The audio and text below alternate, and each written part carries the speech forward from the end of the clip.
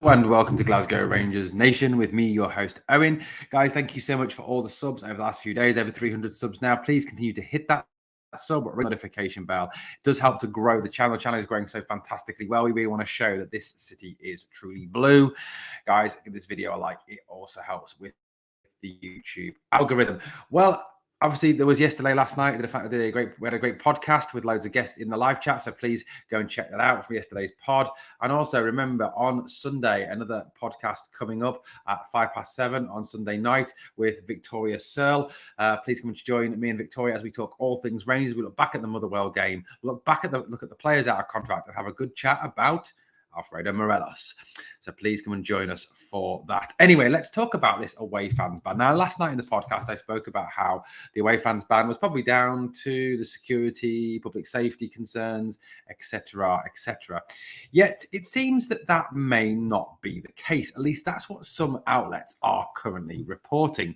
Now, there is obviously a difference between going to Parkhead and Celtic fans coming to Ibrox because of the way that fans can be sectioned off and can be segregated at Ibrox. Celtic fans can pretty much rock up when they want to the game at Ibrox Stadium, whereas when Rangers go to Parkhead, our fans have to arrive up to 2 hours before kickoff to be able to get into the ground, and then held for 2 hours whilst the Celtic fans rock in when they fancy. So obviously that's a little bit of typical Celtic thinking that they are the big I am, but it emerges today that there were ongoing negotiations right up until the last minute over away fans at Old Firm games between the two Glasgow Giants, between ourselves, and that lot from over the city, the green and white soap dodging shower.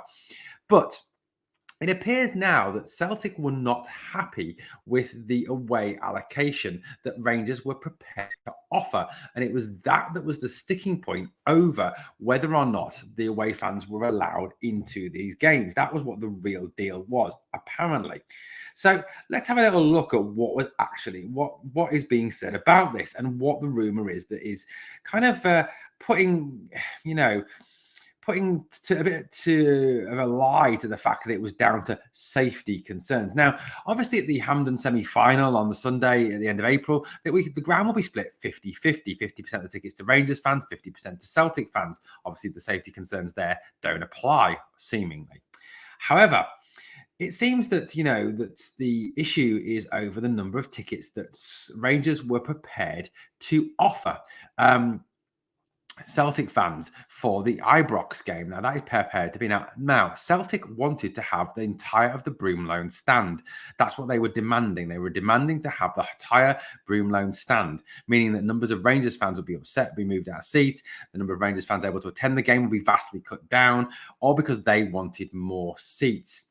The Rangers cut the allocation of away tickets at Ibrox to Celtic from around 7,000 to 800 in the past couple of years, and this was because of obviously the safety things, and also for Rangers to allow more Rangers fans to actually attend the Old Firm game, not obviously allowing it to be all about Celtic. Celtic are thought to have not wanted this and demanded that Rangers go back on this 800 tickets and go back to offering the whole of the Broomloan stand as a minimum.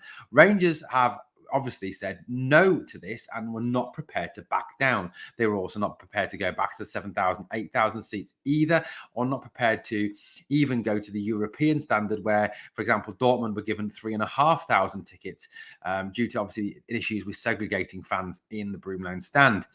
So therefore, Celtic decided that was it, because Rangers wouldn't do what they wanted to do.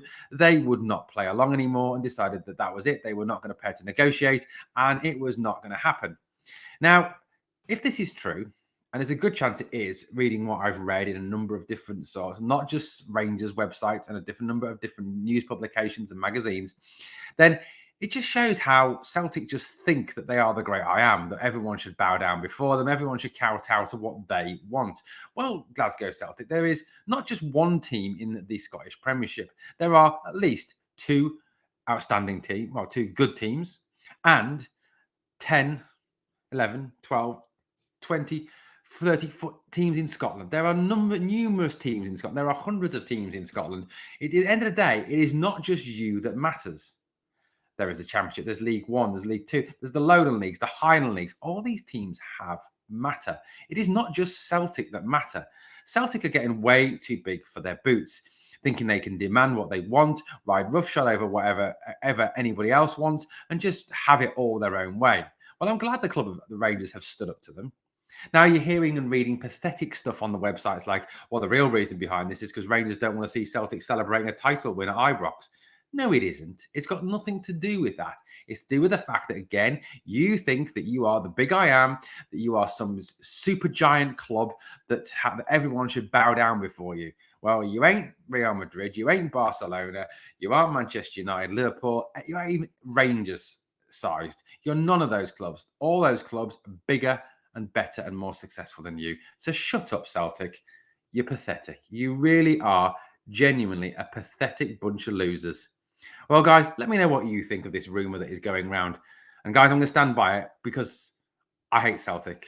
I hate them with a passion. Cannot stand them. Would not entertain them for a minute. Won't even, the only time I'll ever watch them is if they're playing Rangers. If they play in Europe, I want whoever they're playing to win. Can't stand them. Realistically, hate them. No surrender, guys. Not ever. Not ever to that green and white scummy shower. We are the people.